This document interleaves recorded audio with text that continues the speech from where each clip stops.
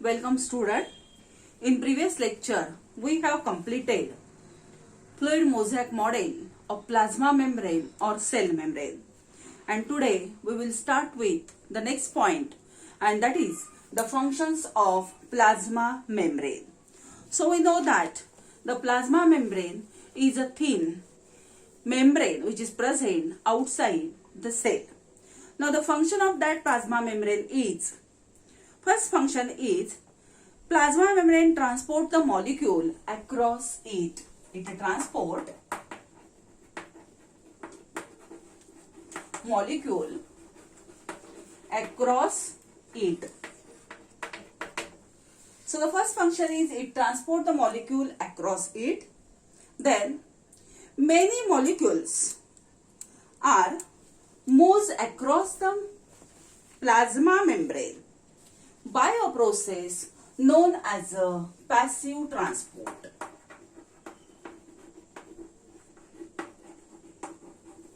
पहा, sale मेम्ब्रेनची function आपण शिकतोय, प्लाझ्मा मेम्ब्रेनची फंक्शन आपण शिकतोय. प्लाझ्मा मेम्ब्रेन म्हणजे थिन असणारा हा मेम्ब्रेन आहे आणि ह्या मेम्ब्रेनची फंक्शन काय आहेत तर पहिलं फंक्शन ह्याचं मी तुम्हाला सांगितलं ते असं की it transport the molecule across it. तो काय करतो तर मॉलिक्यूल ट्रान्सपोर्ट करतो. वेगवेगळ्या पद्धतीने मॉलिक्यूल ट्रान्सपोर्ट केली जातात.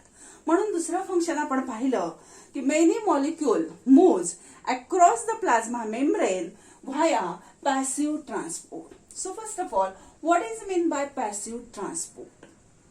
So passive transport is a process in which there is no expenditure of energy. Means that process is along concentration gradient process. Is it clear? पहा, passive transport होते म्हणजे काय होतं की passive transport ह्याचा अर्थ अलॉंग कॉन्सन्ट्रेशन ग्रेडियंट आहे अशी मी सांगितली. म्हणजे भरपूर एखाद्या ठिकाणी एखादी वस्तू भरपूर आहे आणि भरपूर करून तिला कमीकडे जायचंय तर फारसा वेळ त्याला लागत नाही. बरोबर. समजा फॉर एक्झाम्पल आपण इथं घेतलं की एखादा डबा घेतला, त्या डब्यामध्ये भरपूर सारे चॉकलेट्स आहेत आणि तुम्हाला सांगितलं की त्यातले एक दोन तुम्ही काढा.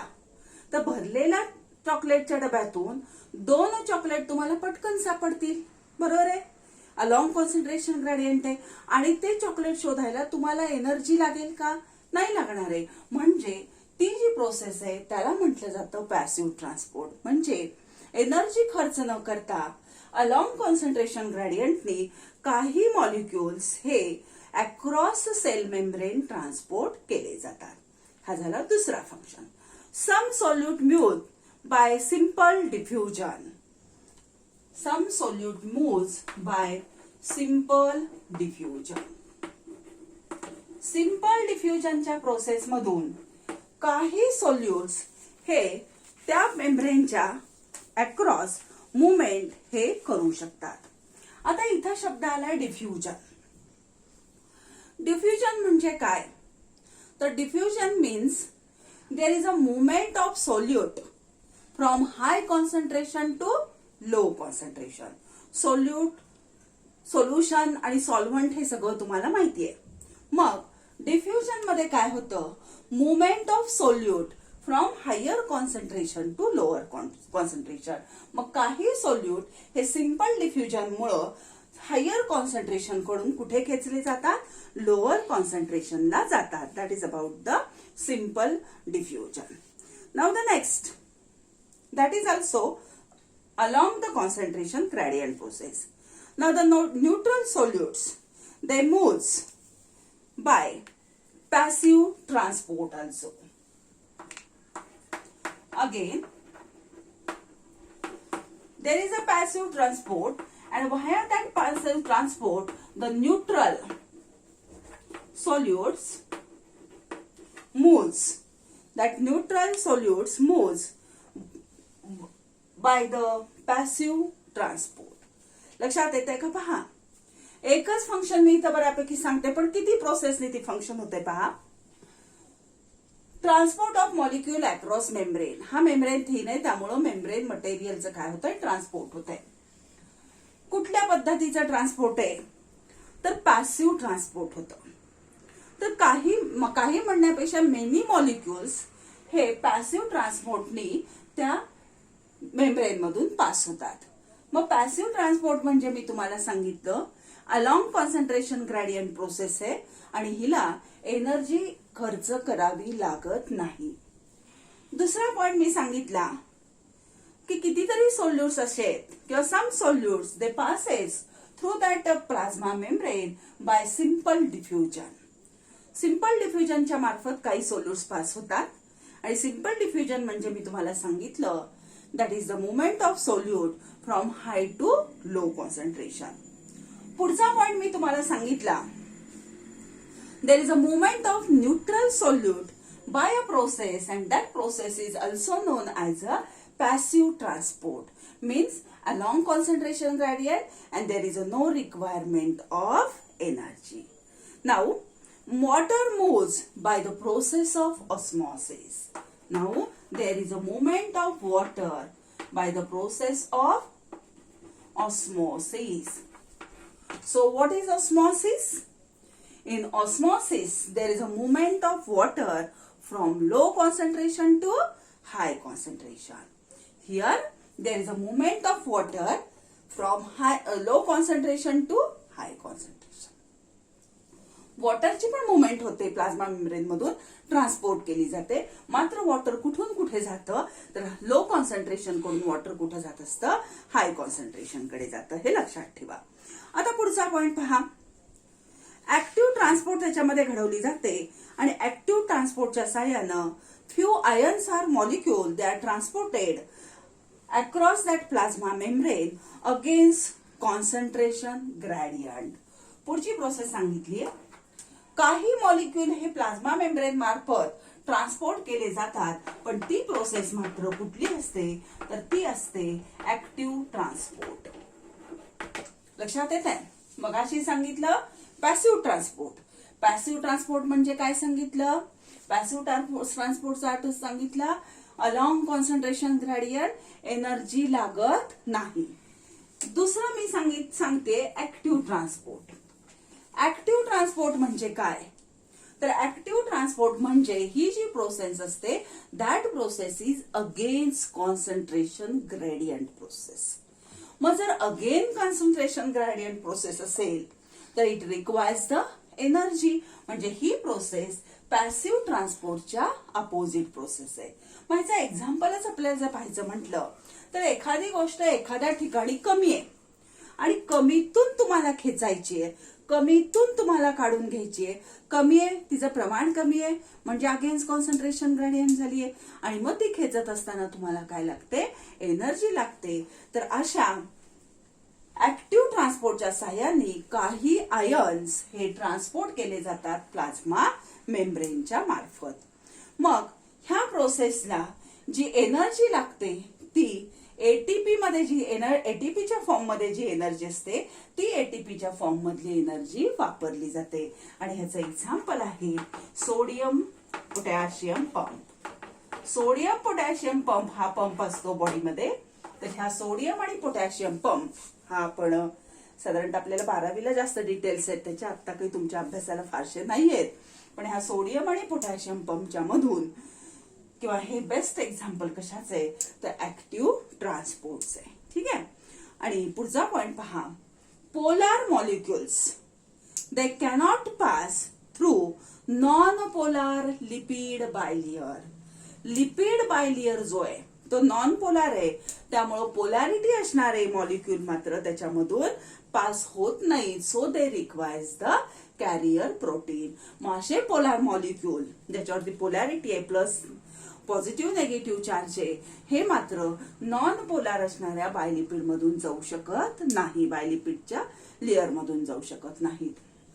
मग त्याच्यासाठी त्याला कशाची गरज असते तर त्याला लागतात कॅरियर प्रोटीन. ठीक आहे.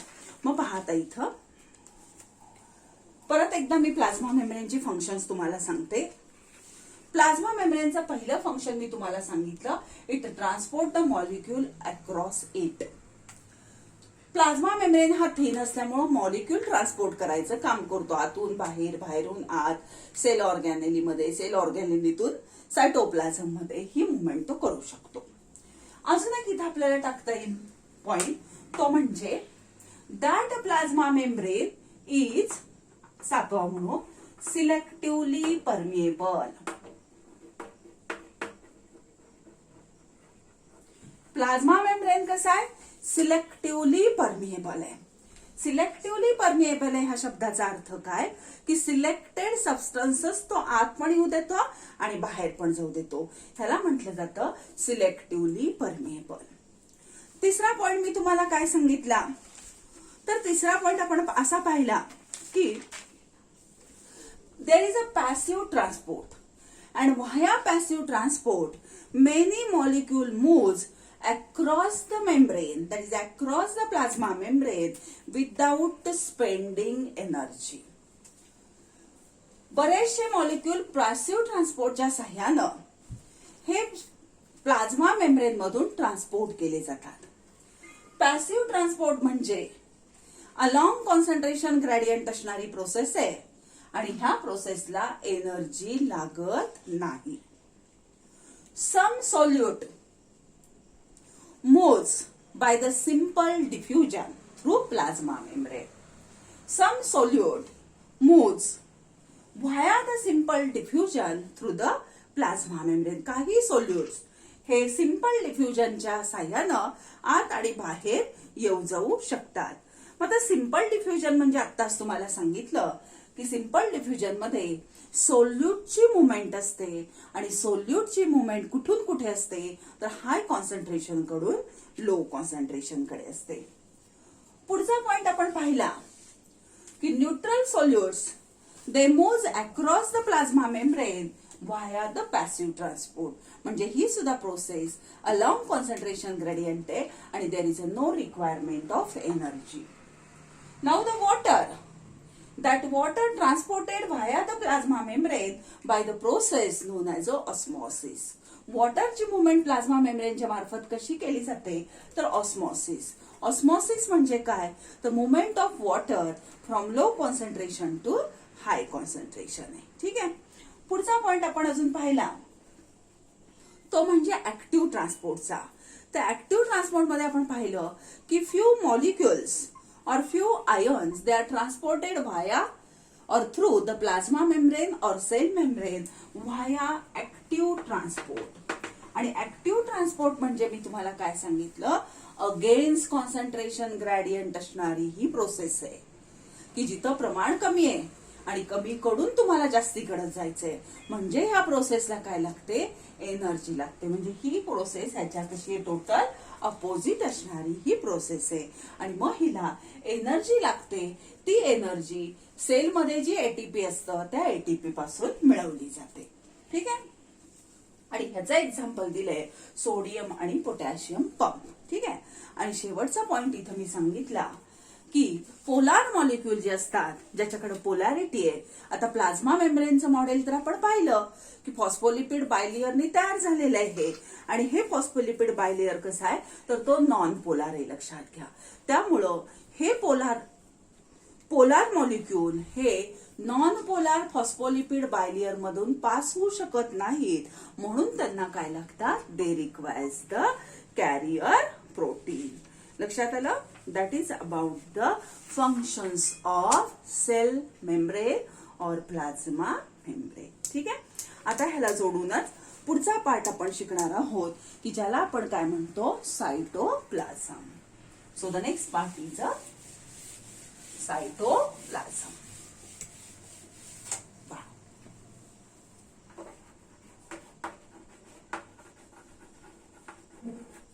सायटोप्लाझमला आपण मराठीत काय म्हणतो तर सायटोप्लाझमला आपण मराठीमध्ये पेशी द्रव्य असा शब्द वापरतो.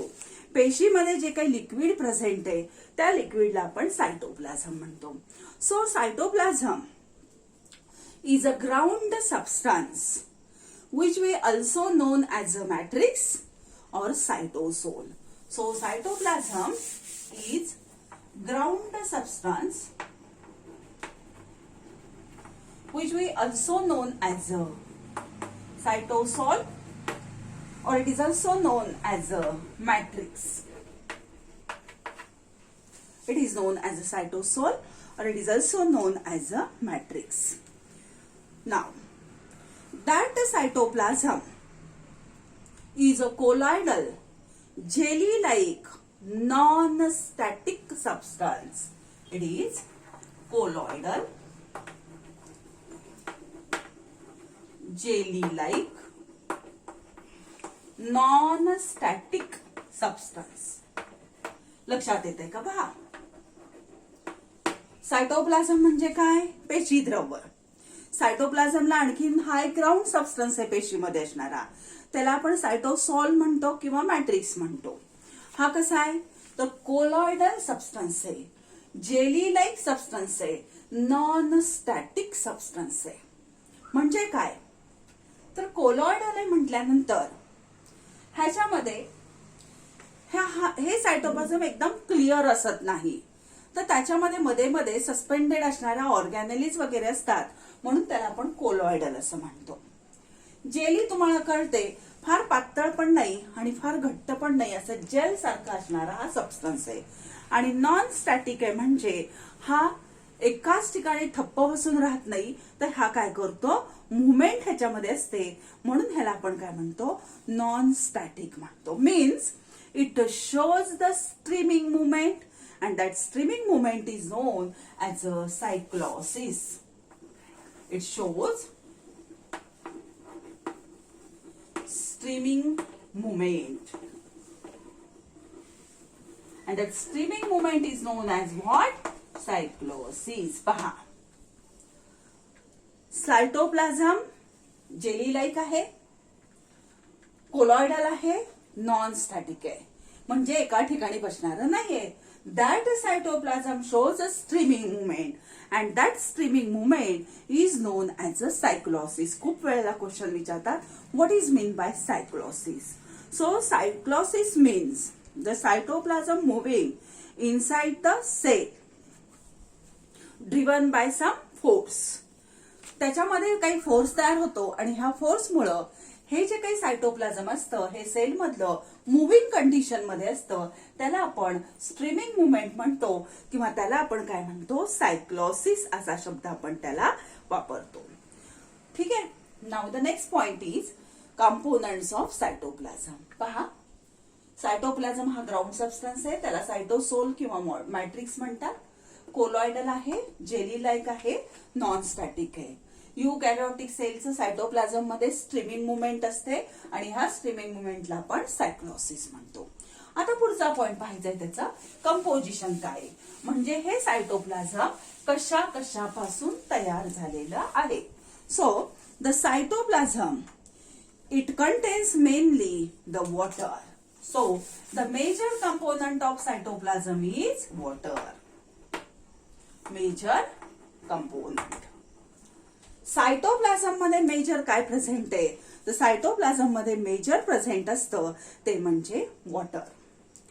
Along with it organic and inorganic molecules are present, like sugar, amino acid plus sugar, amino acids, vitamins. These are the enzymes, nucleotides, खूप सारे असतात. Enzymes, nucleotides. So the chemically that cytoplasm contains mainly the water, and in that water the organic and inorganic components are present, and that components are sugar, amino acid, vitamins, enzymes, nucleotides.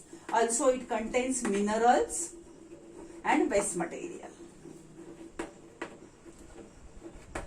पाणी जास्त असतं आणि पाण्याबरोबर त्याच्यामध्ये sugar असतात, amino acids असतात, vitamins असतात, enzymes असतात, न्यूक्लिओटाइड्स असतात, मिनरल्स असतात आणि वेस्ट मटेरियल म्हणजे टाकाऊ सबस्टन्स सुद्धा त्याच्यामध्ये प्रेझेंट असतात.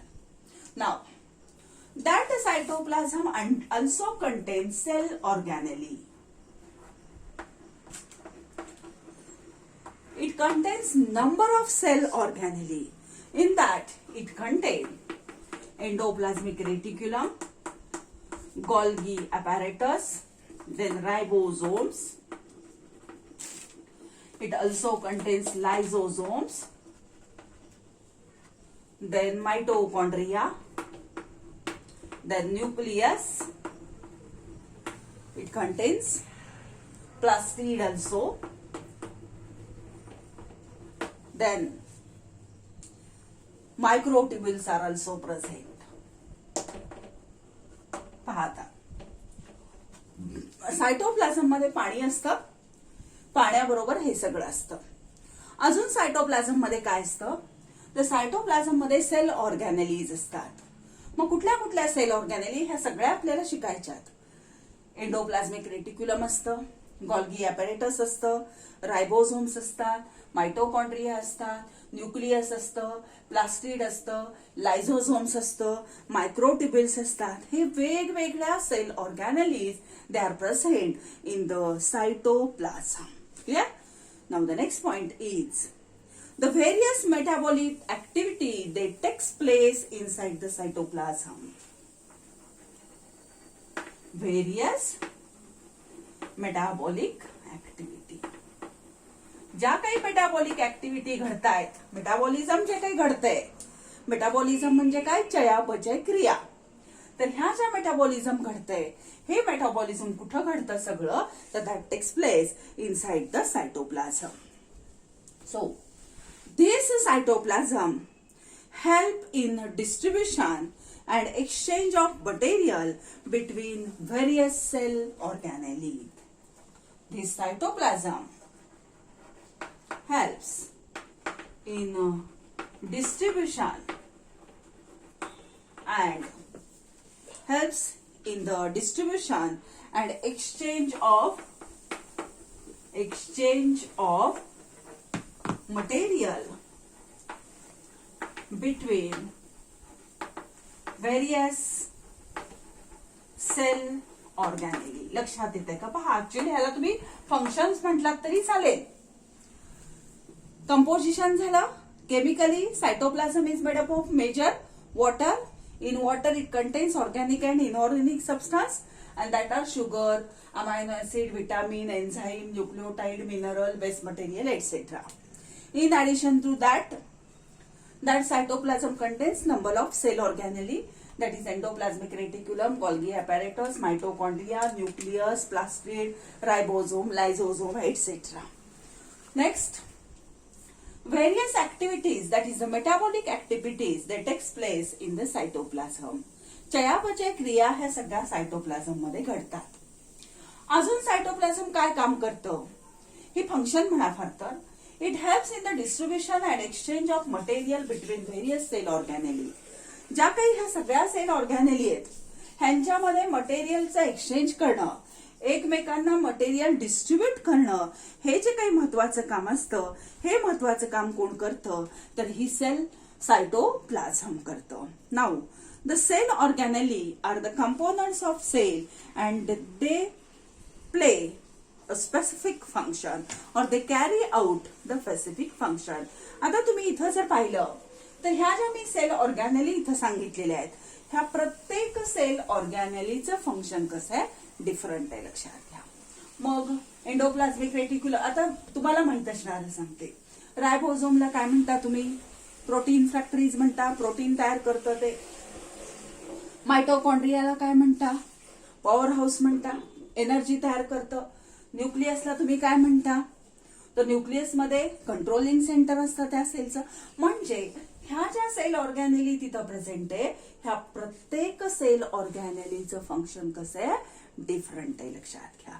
मग आता पुढचा पॉइंट आपल्याला असा शिकायचा आहे की out of that these cell organelle, some cell organelle come together and they do a specific task for the sale.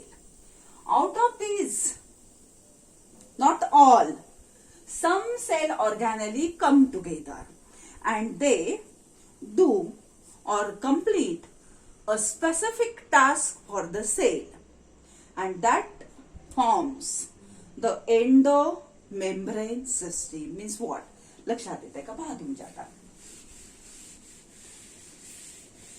आता पुढचा पॉइंट मी काय सांगते तुम्हाला, एंडोमेम्ब्रेन सिस्टीमचा सांगते. एंडोमेम्ब्रेन सिस्टीम म्हणजे काय, Endomembrane system means some cell organelle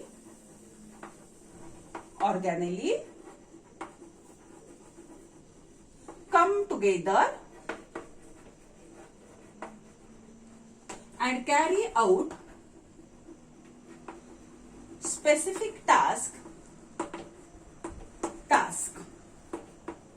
for cell. काही सेल ऑर्गॅनली एकत्र येतात सेल मधल्या आणि त्या सेलसाठी एक स्पेसिफिक टास्क कॅरी करतात, कंप्लीट करतात, किंवा कॅरी पेक्षा इथं काय म्हणा, complete specific task for the cell. मग अशा कोण कोण आहेत, तर न्यूक्लिअर मेम्ब्रेन असेल, एंडोप्लाझ्मिक रेटिक्युलम असेल, गोल्गी ॲपॅरेटस असेल, लायझोझोम असेल, then various other vesicles, vacuoles असतील, त्या सेलमध्ये असणाऱ्या व्हेसिकल्स असतील, त्या सेलमध्ये असणाऱ्या व्हॅक्युअल्स असतील, all they come together, all these cell organelle, they come together and they carry out specific function. लक्षात घ्या. आणि हे जे स्पेसिफिक फंक्शन ह्यांच्यामुळे कॅरी केलं जातं, एक फंक्शन, त्याला म्हटलं जातं endomembrane system. That is known as what, endomembrane system. समजली एंडोमेम्ब्रेन सिस्टीम? परत एकदा सांगते पहा. एंडोमेम्ब्रेन सिस्टीम म्हणजे सेलमध्ये काही ऑर्गॅनली एकत्र येतात, त्यांच्यामध्ये कोऑर्डिनेशन असतं, they coordinate together and carry out or complete specific task for the cell. That cell organelle are nuclear membrane, endoplasmic reticulum, Golgi apparatus, lysosome, some vesicles and vacuoles. They come together and carry out a specific task for the cell. So they are known, or together they are considered as a endomembrane system. ठीक आहे, ह्याला म्हणायचं endomembrane system. मग the organelle which are having a different function than these, मग ह्याच्यापेक्षा वेगळं function असणाऱ्या ज्या काही ऑर्गॅनलीज असतात त्या ह्या सिस्टीम मध्ये इन्क्लूड केलेल्या नसतात. मग त्याचं एक्झाम्पल जर बघायचं म्हटलं तर मायटोकॉन्ड्रिया आणि क्लोरोप्लास्ट घ्या. Mitochondria and chloroplast. ठीक आहे. मग पहा, हे सगळे एकत्र येऊन एक फंक्शन करतायत म्हणून ह्यांची एंडोमेम्ब्रेन सिस्टीम झाली. पण मायटोकॉन्ड्रिया आणि chloroplast they are having different function, so they are not included in the endomembrane system. हे लक्षात ठेवा. ह्यांची फंक्शन वेगळी असल्यामुळं हे एंडोमेम्ब्रेन सिस्टीम मध्ये इन्क्लूड केलेले नाहीत. मग हे काय काम करतात, तर मायटोकॉन्ड्रिया काय करतं, पॉवर हाऊस आहे म्हणजे एनर्जी फॉर्मेशनचं काम करतं. आणि क्लोरोप्लास्ट कशासाठी लागतं, तर फोटोसिंथेसिसची जी प्रोसेस आहे, तर ह्या फोटोसिंथेसिसच्या प्रोसेससाठी आपल्याला काय लागतं, क्लोरोप्लास्ट लागतं. ठीक आहे. तर ही सगळी माहिती कशाची झाली, सायटोप्लाझमची झाली. तर इथं आपण सायटोप्लाझम हा पॉइंट आज कंप्लीट केलेला आहे.